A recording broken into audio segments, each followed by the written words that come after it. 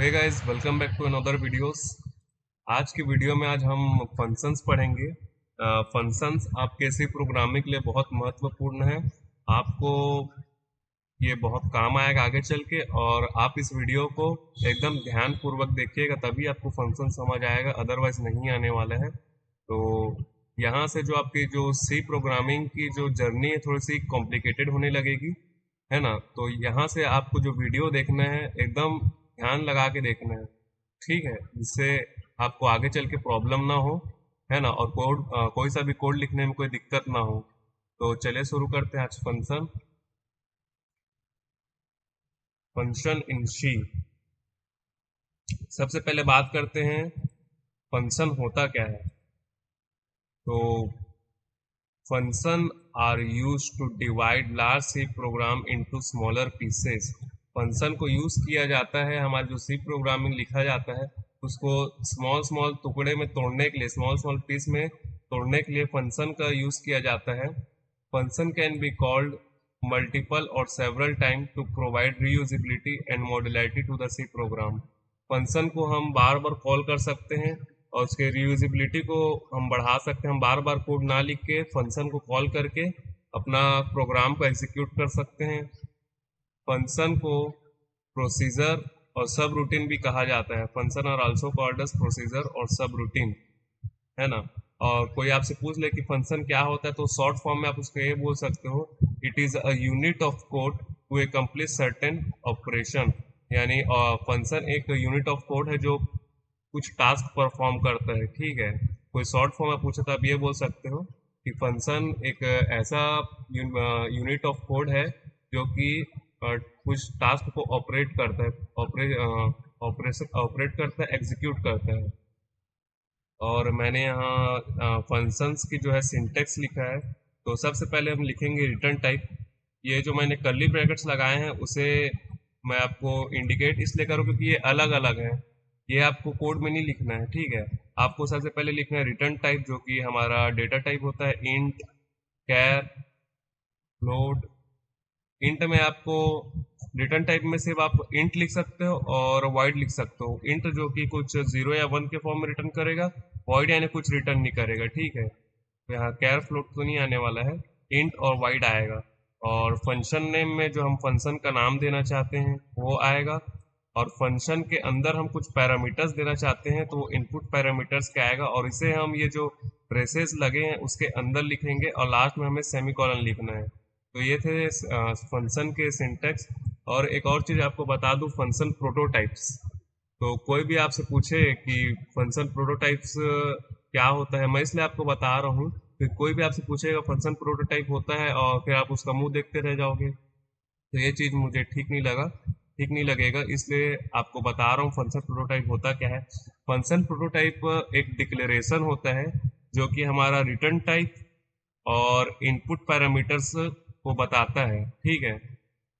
जब एक फंक्शन लिखेंगे उसमें रिटर्न टाइप लिखेंगे और पैरामीटर्स देंगे चाहे ना दे, उसे हम फंक्शन प्रोटोटाइप कहेंगे, ठीक है। तो फंक्शन प्रोटोटाइप एक डिक्लेरेशन है जिसमें हम डिफाइन करते हैं रिटर्न टाइप और इनपुट पैरामीटर्स, जिसमें हम बताते हैं रिटर्न टाइप और इनपुट पैरामीटर्स, ठीक है। अब आगे बढ़ते हैं फंक्शन की ओर। फंक्शन बेसिकली तीन चीज में काम करता है। There are three aspects of function, ठीक है। पहला होता है डिक्लेरेशन, दूसरा होता है डेफिनेशन और तीसरा होता है कॉल। तो डिक्लेरेशन कैसे काम करता है, a function is declare to tell the compiler about its existence. Function को इसलिए डिक्लेयर किया जाता है क्योंकि वो कंपाइलर को बताया कि हाँ भैया हम प्रोग्राम में मौजूद हैं, हम भी प्रोग्राम में हैं। तो डिक्लेरेशन इसलिए बताया जाता है कि कंपाइलर को इन्फॉर्म करने के लिए कि हम भी प्रोग्राम में हैं भैया, ऐसे करके। और definition, a function is defined to get some task done. Definition मतलब जो भी हम कोड में लिखेंगे उसे डेफिनेशन बोलेंगे, ठीक है। और जब हम कॉल करेंगे फंक्शन को तो function is called in order to be use. हम जब फंक्शन को कॉल करेंगे तब वो फंक्शन कॉल होगा और कुछ टास्क परफॉर्म करेगा, ठीक है। तो ये तीन चीजों में फंक्शन काम करता है, डिक्लेरेशन, डेफिनेशन एंड कॉल। आगे बढ़ते हैं। Types of function. There are two types of function. ठीक है, तो फंक्शन के दो टाइप्स होते हैं। पहला होता है लाइब्रेरी फंक्शन, ठीक है, दूसरा होता है यूजर डिफाइंड फंक्शन। तो लाइब्रेरी फंक्शन क्या होता है? This are predefined function in C language. ये जो लाइब्रेरी फंक्शन होते हैं वो प्री डिफाइंड रहते हैं, पहले से ही डिफाइंड रहते हैं सी लैंग्वेज में, ठीक है। This are the function which are included in C header file. ये ऐसे फंक्शन होते हैं जो कि हमारे सी हेडर फाइल में इंक्लूड रहते हैं, ठीक है। जैसे कि प्रिंट एफ एक फंक्शन है जो कि stdio.h हेडर फाइल में इंक्लूड है। स्कैन एफ है, ये भी stdio.h के जो हेडर फाइल है उसमें इंक्लूड है। फिर जो आगे चल के हम लोग स्ट्रिंज के फंक्शंस पढ़ेंगे, वो भी स्ट्रिंज के जो हेडर फाइल है उसमें इंक्लूड रहता है। तो लाइब्रेरी फंक्शन ये है कि जो प्री डिफाइंड रहता है और जो कोई हेडर फाइल में मौजूद रहता है, हेडर फाइल में इंक्लूड रहता है फंक्शन, उसे हम लाइब्रेरी फंक्शन कहते हैं। दूसरा आता है यूजर डिफाइंड फंक्शन। तो यूजर डिफाइंड फंक्शन इसलिए बनाया गया क्योंकि यूजर उसको डिफाइन करता है फंक्शन को, जो कि अभी हम लोग बनाने वाले हैं आगे चल के। तो जो यूजर बनाता है उसको यूजर डिफाइंड फंक्शन कहते हैं। Function created by programmer to reduce complexity of a program. तो फंक्शन जो रहता है हमारे प्रोग्रामिंग का, जो सी प्रोग्रामिंग का कॉम्प्लेक्सिटी भी रहता है, उसे भी रिड्यूस करता है, ठीक है। और इसे प्रोग्रामर द्वारा बनाया जाता है। This are the function which are created by user या प्रोग्रामर। ये एक ऐसा फंक्शन है जो कि प्रोग्रामर या यूजर द्वारा बनाया जाता है, ठीक है। अब फंक्शन को मतलब डिफाइन करने के चार तरीके हैं, हम चार तरीके से फंक्शन को डिफाइन कर सकते हैं, ठीक है। There are four ways to define any function. Define मतलब जो कि हम लोग डिक्लेयर किए हैं। डिक्लेयर और डिफाइन में आपको मैंने अंतर पहले ही वीडियो में बता चुका हूँ। अगर आप नहीं जानते हैं तो आप पहले वीडियो से देखते आइए हमारे प्ले लिस्ट को, तो आपको सभी चीज़ समझ आएगा। तो डिक्लेरेशन और डेफिनेशन में फ़र्क है। तो डिफाइन वो होता है जिसमें हम क्या बोलते हैं, फंक्शन का रिटर्न टाइप और पैरामीटर्स बताते हैं, उसे हम डिफाइन बोलते हैं, ठीक है। और उसके अंदर जो भी हम लोग कोड लिखे हैं उसे डिफाइन बोलते हैं। और डिक्लेरेशन बस वो होता है जो कि हम फंक्शन को डिक्लेयर कर देंगे। जैसे कि मैं आपको एक बार लिख के दिखाता हूँ। जैसे कि मैंने यहाँ लिखा इंट func1 फंक्शन 1, और उसके बाद ये मेरा ब्रेसेस लग जाएगा और उसके बाद यहाँ सेमी कॉलन। तो ये जो रहेगा हमारा, ये डिक्लेरेशन है।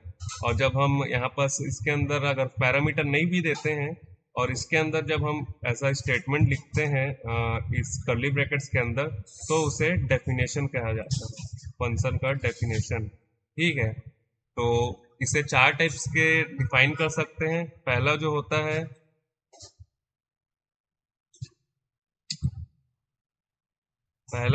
है without argument and without return value.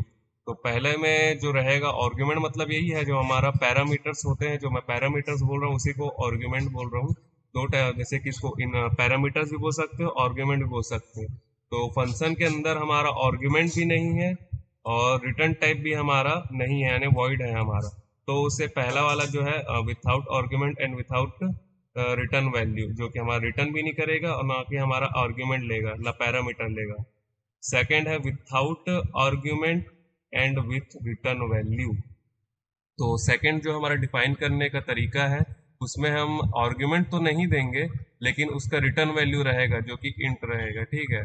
और थर्ड रहेगा with argument and without return value. तो थर्ड टाइप वो है जैसे हम डिफाइन करेंगे।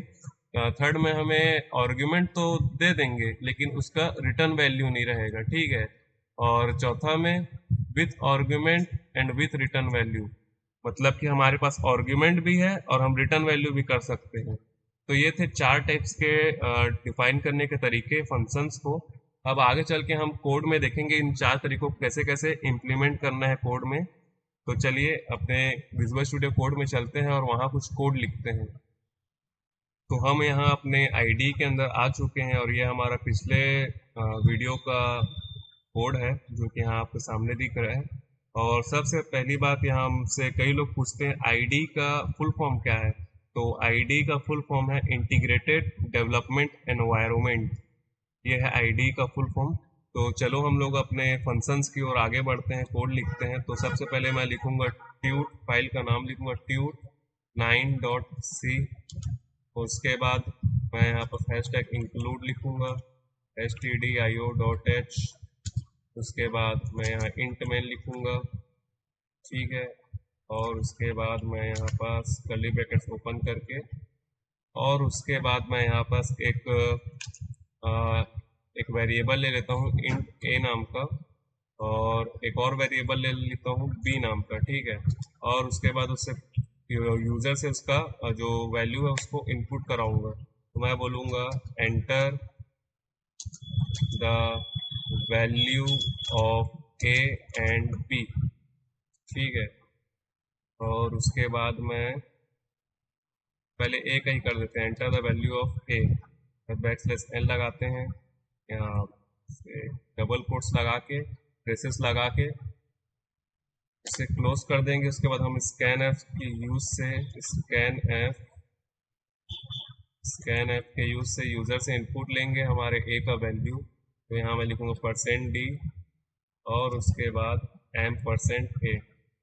सिमिलरली हम ये चीज़ बी के लिए भी करेंगे। तो इस कोड को मैं कंट्रोल सी से कॉपी कर लेता हूँ और कंट्रोल वी से पेस्ट कर लेता हूँ, और उसके बाद अपने मल्टी कर्सर के हेल्प से इसे ए से बी बना देता हूँ। By the way multi cursor का यूज़ हम पहले यहाँ पर, जैसे कि यहाँ पर मैंने इसे क्लिक किया, बी में क्लिक किया और उसके बाद ऑल्ट दबा के जहाँ आपको सुधारना है, जैसे कि यहाँ पर मैंने इसको दबाया, क्लिक किया और उसके बाद यहाँ देखो मैं इसे इरेज कर रहा हूँ, तो एक साथ ये बैकस्लैश से इरेज हो जा रहे हैं। और जब मैं इसमें बी डालूंगा दोनों तरफ बी आएगा। तो मल्टी कर्सर का यूज़ इसी तरह किया जाता है, तो आप भी करिएगा मल्टी कर्सर का यूज़। और उसके बाद हम एक फंक्शन लिखेंगे।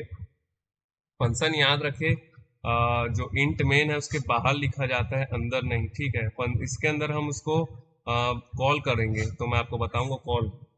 तो कॉल कैसे करते हैं, जैसे कि यहाँ मैंने लिखा, हमको पहले सोचते हैं किसके लिए करना है।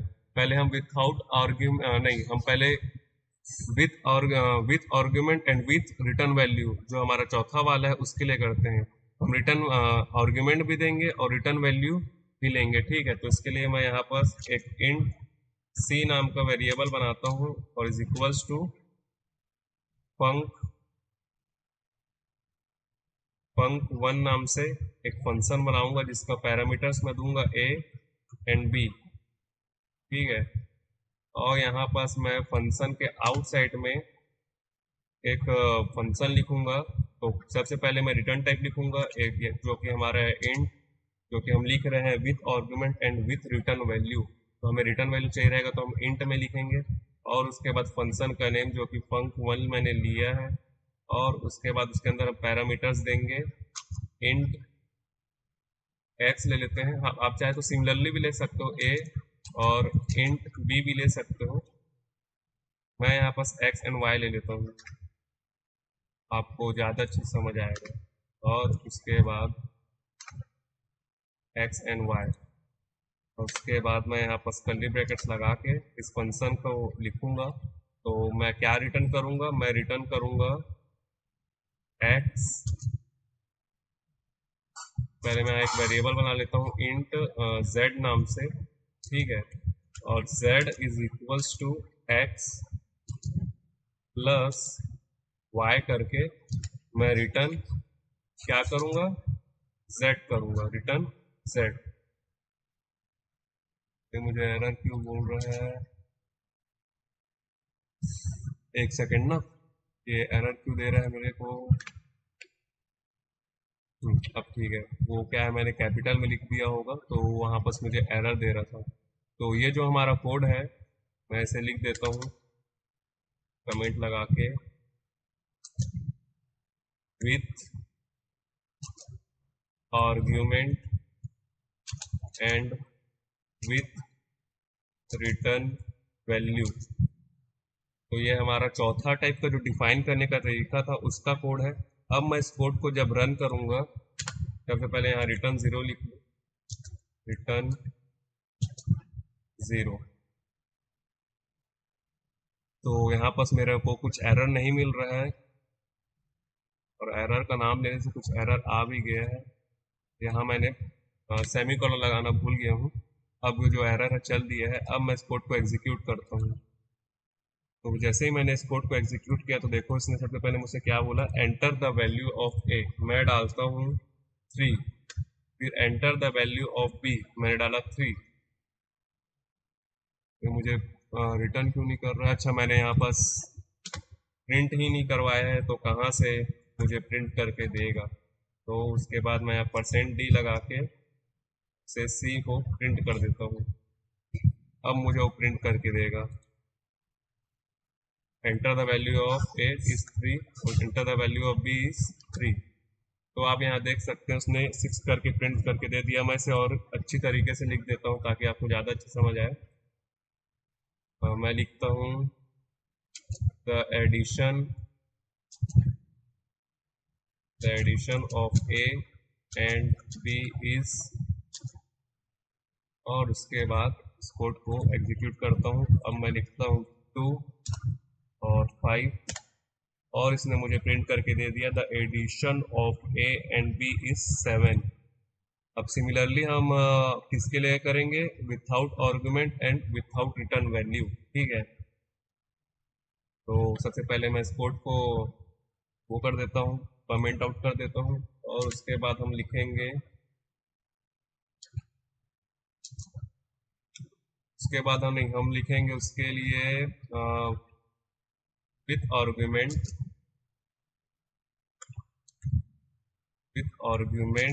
एंड विथआउट रिटर्न वैल्यू, हम इसके लिए लिखेंगे। और जो एक डिफाइन करने का तरीका है उसको मैं आपको वो दूंगा, होमवर्क दूंगा, उसे आप करके देखेंगे, ठीक है। तो इसे मैं लिखना स्टार्ट करता हूँ। अब इसे लिखना स्टार्ट करते हैं। पहले मैं वही हैशटैग, अच्छा यहाँ पास हैशटैग इंक्लूड को मैंने वहाँ पास कमेंट आउट नहीं किया है, तो एक काम करते हैं, इस लाइन को हम ऊपर भेज देते हैं, है ना, और इसे हम कमेंट कर देते हैं। अब यहाँ से मैं हैशटैग इंक्लूड लिखना स्टार्ट करता हूँ, हैशटैग इंक्लूड stdio.h, उसके बाद इंट मेन। और एक बार और याद रखिए, जब भी हमारा कंपाइलर जब एग्जीक्यूट करता है तो इंट मेन से पढ़ना स्टार्ट करता है, ठीक है।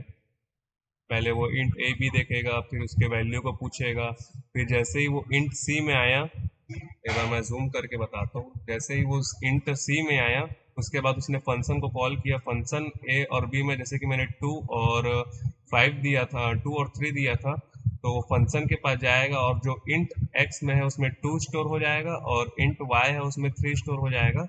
और यहाँ पर मैंने एक इंट जेड नाम का वेरिएबल बनाया था जो कि 2+3 यानी 5 को कंटेन कर रहा है जेड, और उसके बाद मैंने रिटर्न जेड कर दिया। और उसके बाद जब कंपाइलर वापस आया तो सी का जो वैल्यू था वो 5 हो चुका था, और फिर मैंने यहाँ पर उसे प्रिंट एफ के द्वारा प्रिंट किया सी का वैल्यू। तो कंपाइलर कुछ ऐसा काम करता है, ठीक है। अब मैं यहाँ पर दूसरा कोड दूसरा कोड लिखना स्टार्ट करता हूँ। तो हम लोग किसमें काम करते हैं? With argument and without return value, ठीक है। तो मैंने इंट ए बनाया, फिर से सिमिलरली बी बनाऊंगा, और उसके बाद एक काम करते हैं, मैं इस कोड को ही कॉपी कर लेता हूँ, अपना टाइम भी बच जाएगा। कंट्रोल सी से मैंने कॉपी किया और यहाँ पास कंट्रोल वी नाम से पेस्ट कर दिया, और उसके बाद ये सब कमेंट आउट को मैं हटा देता हूँ, ठीक है। अब उसके बाद मैं फंक्शन को कॉल करता हूँ, ठीक है। हमको रिटर्न वैल्यू नहीं चाहिए, देखो विथआउट रिटर्न वैल्यू है तो हम कोई वेरिएबल से उसे डिक्लेयर नहीं करेंगे, हम डायरेक्ट उसे कॉल कर देंगे। कैसे? फंक 2, और उसके बाद उसमें आर्गुमेंट देंगे ए एंड बी, और उसके बाद ये हो गया। तो ये जो हमारा होता है कॉल होता है फंक्शन कॉल, मैं कमेंट आउट में लिख देता हूँ, फंक्शन कॉल कहा जाता है इसे, ठीक है। अब मैं एक फंक्शन भी डिक्लेयर कर देता हूँ जो कि मैंने यहाँ पर बना देता हूँ। हमारा क्या है, with argument and without return value, यानी हमें रिटर्न कुछ नहीं करना है। फिर उसके बाद मैं फंक टूल्स नाम से बनाया हूँ, जिसका आर्गुमेंट मैंने लिया है इंट एक्स, है ना, उसके बाद इंट वाई, और उसके बाद याद रखिए ये जो मैंने लिखा है, ये जो पूरा मैंने लिखा है, ये इसका डेफिनेशन है, ठीक है। और जो डिक्लेरेशन होता है वो इसके अंदर मैं अगर ये सेमीकोलन लगा दूं, उसके बाद ये डिक्लेरेशन हो जाएगा, ठीक है। चलिए आगे बढ़ते हैं। अब मैं यहाँ पर क्या करता हूँ, मैं स्वैप करता हूँ। आपको याद होगा कि पिछले वीडियो में मैंने आपको एक टास्क दिया था नंबर को स्वैप करने का, तो सिमिलरली मैं यहाँ पर वही करता हूँ। इसके लिए मुझे क्या करना पड़ेगा, एक इंट नाम से z नाम से मैं एक वेरिएबल बनाता हूँ, ठीक है। और जो मेरा फिर मैं z इज इक्वल्स टू ए कर देता हूँ, x कर देता हूँ, और x इज इक्वल्स टू मैं y कर देता हूँ, और y इज इक्वल्स टू मैं z कर देता हूँ, ठीक है। अब मैं इसे प्रिंट करता हूँ, x और y का वैल्यू देखना क्या प्रिंट होगा। Print F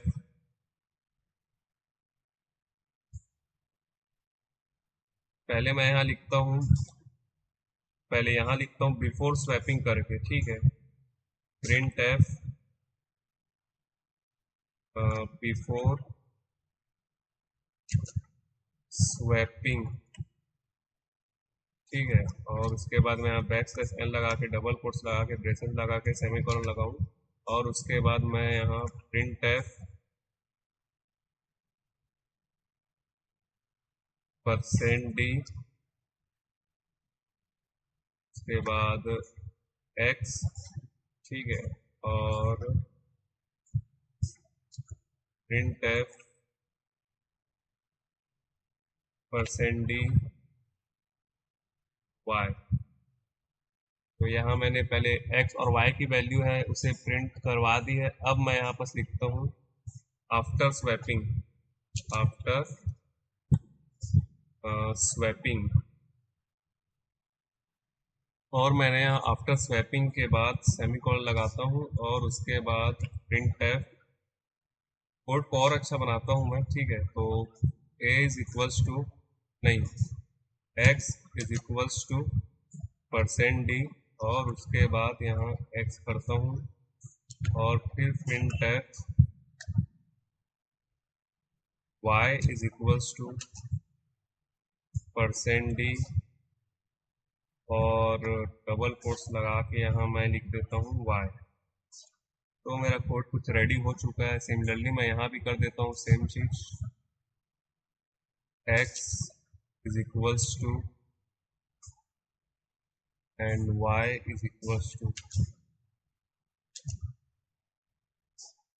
y is equals to, ठीक है। अब मेरा जो कोड है रेडी हो चुका है, और कुछ थोड़ी बच रहा है कोड में।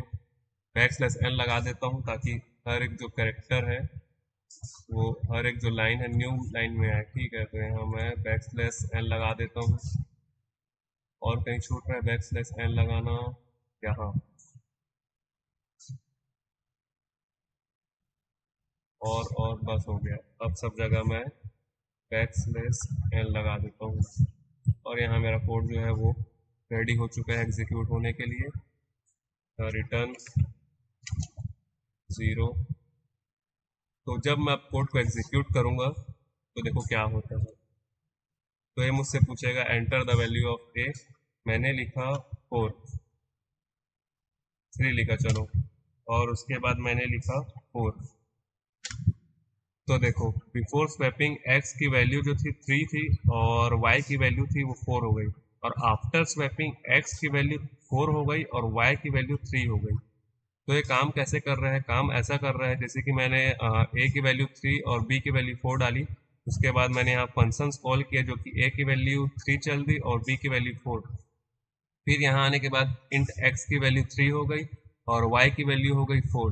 फिर यहाँ पर इसने प्रिंट कर दिया बिफोर स्वैपिंग और प्रिंट किया x की वैल्यू जो कि 3 थी और y की वैल्यू जो कि 4 थी।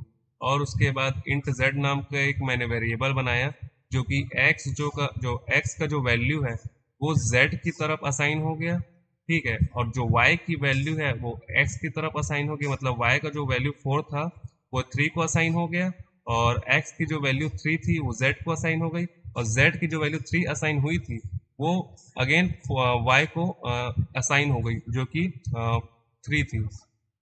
तो x की वैल्यू 4 हो गई और y की वैल्यू 3 हो गई। तो जो कि मैंने आपको लास्ट टाइम एक्सरसाइज में स्वैप का जो क्वेश्चन दिया था वो आप इससे भी मतलब इंट मेन में लिख के भी सॉल्व कर सकते थे उसे। यहाँ मैंने फंक्शंस के द्वारा आपको सॉल्व करके दिखाया है। अब हम आगे बढ़ते हैं without argument and with return value, ठीक है। तो हम उसमें आर्ग्यूमेंट तो नहीं देंगे लेकिन हमें रिटर्न वैल्यू मिलेगी, ठीक है। तो सबसे पहले मैं इसे वो कर देता हूँ, कोड को कमेंट कर देता हूँ। अब हम क्या बोला था मैंने, without argument and with return value में काम करेंगे। तो यहाँ से मैं अपना कोड लिखना स्टार्ट करता हूँ जो कि है without argument, without argument and with return value, with return value. तो यहाँ से मेरा कोड जो है इस टाइप के डिफाइन करने वाला स्टार्ट होता है। सबसे पहले मैं लिखूंगा हैशटैग इंक्लूड और उसके बाद stdio.h, उसके बाद मैंने इंट मेन लिखा, कर्ली ब्रैकेट्स पहले ब्रेसेस लगाई, उसके बाद कर्ली ब्रैकेट्स ओपन की और यहाँ से मैं एक फंक्शन को कॉल करूँगा, ठीक है। मैंने यहाँ एक फंक्शन को एक इंट नाम का वेरिएबल बनाया, एक इंट से ए नाम का वेरिएबल बनाया और उसे कॉल कर दिया फंक ट्री से, ठीक है, जो कि एक कुछ भी पैरामीटर्स नहीं लेता है, ठीक है। अब यहाँ मैंने फंक्शन को कॉल किया, अब मैं फंक्शन को डिफाइन करता हूँ, ठीक है। तो हमारा रिटर्न टाइप रहेगा तो इंट लिखेंगे, फंक ट्री फंक्शन का नाम और कुछ पैरामीटर्स नहीं लेता है। इसके अंदर हम वेरिएबल बनाएंगे इंट x नाम से एंड y नाम से, तो कि यहाँ पास मैं उसका वैल्यू भी दे देता हूँ यार, कहाँ बार बार उसका यूजर से इनपुट करवाऊंगा। इंट x की वैल्यू मैं देता हूँ 4, ठीक है, और इंट y की वैल्यू मैं दे देता हूँ इक्वल्स टू 5, ठीक है। अब मैं क्या करता हूँ, एक इंट z नाम का वेरिएबल बनाया है, ठीक है, जो कि क्या करेगा x इंटू y का जो वैल्यू है वो स्टोर कर लेगा और रिटर्न कर देगा इसको z4। तो यहाँ जो मेरा कोड है वो होने ही वाला है, प्रिंट एफ मैं a की वैल्यू भी क्या बोलते हैं प्रिंट करवाऊंगा। तो the value of a is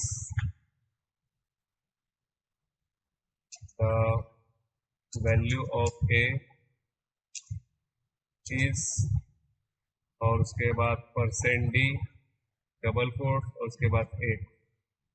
यहाँ मैं बैकस्लैश एन की जरूरत तो नहीं क्योंकि हमारा सिंगल स्टेटमेंट, फिर भी सेफ साइड के लिए मैंने यहाँ लगा दिया है। और यहाँ मैं the value of a is okay, यहाँ मेरा जो कोड है वो कंप्लीट हो चुका है। अब मैं इसे एग्जीक्यूट करता हूँ तो इसने मुझे प्रिंट करके दे दिया द वैल्यू इज 20, जो कि 5 इंटू 4 करोगे तो 20 होता है। तो इसने क्या किया, सबसे पहले इंट ए नाम का जो वेरिएबल है उसे देखा, हाँ ठीक है चल जाएगा। उसके बाद फंक्शन 3 को कॉल किया, ठीक है, फंक्शन 3 का जो वैल्यू है वो इंट ए में आके स्टोर होगा। तो फंक्शन 3 में पास गया कंपाइलर, फंक्शन 3 के पास जाने के बाद देखा int X is equal to 4 okay, int Y is equal to 5 okay, int Z is equal to X multiply Y, से एस्ट्रिक भी बोला जाता है, हम मल्टीप्लाई बोलेंगे कोड के लिए। तो x multiply Y is equal to कितना होगा 20, तो जो कि कंटेन कर लेगा z और यहाँ में हमने लिखा है रिटर्न z, तो ये रिटर्न कर देगा z को, जो कि a में जाके स्टोर हो जाएगा और ये हमको प्रिंट करके दे देगा the value of a is 20। तो ये थे हमारे 3 टाइप के डिफाइन करने के तरीके, without argument and with return value, जो कि कुछ आर्गुमेंट नहीं लेगा लेकिन रिटर्न वैल्यू देगा। फिर दूसरा जो हमारा है with argument and with return value, जो कि आर्गुमेंट तो लेगा लेकिन रिटर्न करके नहीं देगा, रिटर्न वैल्यू नहीं देगा। और थर्ड जो हमने किया था with argument and with return value, यानी आर्गुमेंट भी लेगा और रिटर्न वैल्यू भी देगा। अब चौथा जो बच रहा है without argument and without return value, वो आपका होमवर्क है, आप उसे करके देखिए। ठीक है, यहाँ तो मैंने 3 टाइप की डिफाइन कर दी, आप सिमिलरली उसे भी देख देख के एग्जीक्यूट करने का कोशिश करिएगा। नहीं बनेगा तो मुझे बताइएगा, मैं आपको नेक्स्ट वीडियो में बताऊंगा। तो आज के लिए इतना ही, धन्यवाद।